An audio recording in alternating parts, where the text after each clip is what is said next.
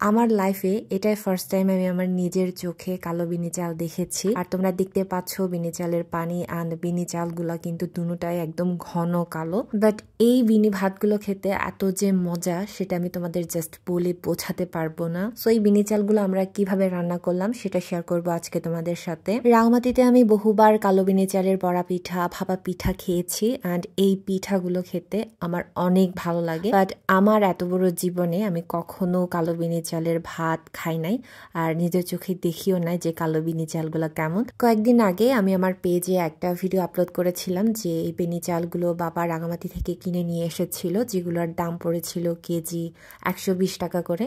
তো আমরা সেদিনই বিনি চালগুলো ভিজিয়ে রেখেছিলাম, মানে এটা অনেক পুরনো একটা ভিডিও। সারা রাত চালগুলো ভিজিয়ে রাখার পর চালের অবস্থা এরকম হয়েছিল, তোমরা দেখতে পাচ্ছ অনেক কালো অ্যান্ড পানিটাও কিন্তু খুবই কালো হয়ে গিয়েছে। তো এই চালগুলা যতবারই ধোয়া হোক না কেন পানিটা কিন্তু কালোই থাকবে, কারণ এই চালগুলাই কালো। আমরা যেদিন এই চালগুলো ভিজিয়ে রেখেছিলাম তারপরের দিন সকালবেলা মা আমাকে ঘুম থেকে জাগিয়ে এই চালগুলো দেখাচ্ছিল, আর আমি এই কালো বিনি চালগুলো দেখার পর জাস্ট অবাক হয়ে তাকিয়েছিলাম, কারণ এত কালো চাল আমি আমার জীবনে কখনো দেখি নাই। আমি জাস্ট নাম শুনেছি যে বিনি চাল কালো থাকে। একটা হাঁড়িতে পরিমাণ মতো পানি নেওয়ার পর চুলার আগুনে বসিয়ে দিব আর পানিটা আমরা ফুটিয়ে নিব। তারপর সে ফাঁকে বিনি চালগুলোর সাথে লবণ, নারকেল ভালো মতো মিক্সড করে নিব। তো এখানে নারকেলের পরিমাণটা যে যার মতো করে দিতে পারবে। আমরা এখানে অনেকগুলা নারকেল দিয়েছি, যেটা তোমরা এই ভিডিওটা দেখার পর বুঝতে পারবে। অনেকেই হয়তো চিনিও অ্যাড করে থাকে, বাট আমরা এখানে চিনি অ্যাড করি নাই, জাস্ট আমরা এখানে নারকেল আর লবণ অ্যাড করেছি। তো ভালো মতো চালের সাথে নারকেল লবণ মিক্সড করার পরে একটা ঝাঁকার উপরে চালগুলো তোলার পর চুলায় ভাপিয়ে রাখা হাঁড়িতে বসিয়ে দিব। তো প্রথমত এই বিনি চালগুলো আমাদের পাহাড়ে চাষ করা হয়, এগুলো সমতলে চাষ করা হয় না।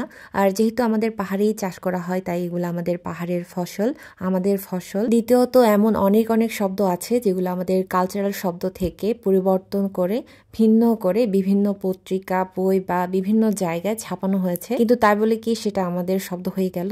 অবশ্যই না। তৃতীয়ত এই বিনি চালগুলো যদিও আমাদের পাহাড়ে চাষ করা হয়, তারপরে কিন্তু এই কালো বিনি চালগুলো আমাদের পাহাড়ের মানুষরা আমরা সবাই খেতে পাই না, কারণ এগুলা খুবই রেয়ার, খুবই ভাগ্য থাকলে দেন এগুলার দেখা মিলে। আগেকার সময়ে এই বিনি চালগুলো বাঙালিরা খেত না বলে তখন এই চালগুলার দাম অনেক কমে পাওয়া যেত, বাট এখন বাঙালিরাও এই চালগুলা পছন্দ করে, তারাও খাওয়া শুরু করেছে, যদিও সবাই খায় না, তার জন্য এই বিনি চালগুলার দাম কিন্তু অনেক বেড়ে গেছে। আবার অনেকেই তো চিনেও না যে এই বিনি চাল মানে কি। তাই আমি বলবো আমাদের পাহাড়ের জিনিসগুলোকে আমাদের পাহাড়ি নামগুলো দিয়ে চেনো, জানো, পাহাড়ি নাম দিয়ে রিপ্রেজেন্ট করো, তাহলেই তো একটা পাহাড়ের ফসল, পাহাড়িদের সম্পদগুলো তাদের নিজস্ব একটা পরিচয় পাবে, তাদের নিজস্ব পরিচয়ে তারা টিকে থাকবে। তো কথা বলতে বলতে আমার বিনি ভাতগুলো হয়ে গেছে, তোমরা দেখতে পাচ্ছ খুবই সুন্দর। আর এটা দেখতে যত সুন্দর খেতে তার চেয়ে আরো বেশি মজা। খুবই সিম্পল আর খুবই সহজ ভাবে রান্না করা যায় এই বিনি ভাতগুলো।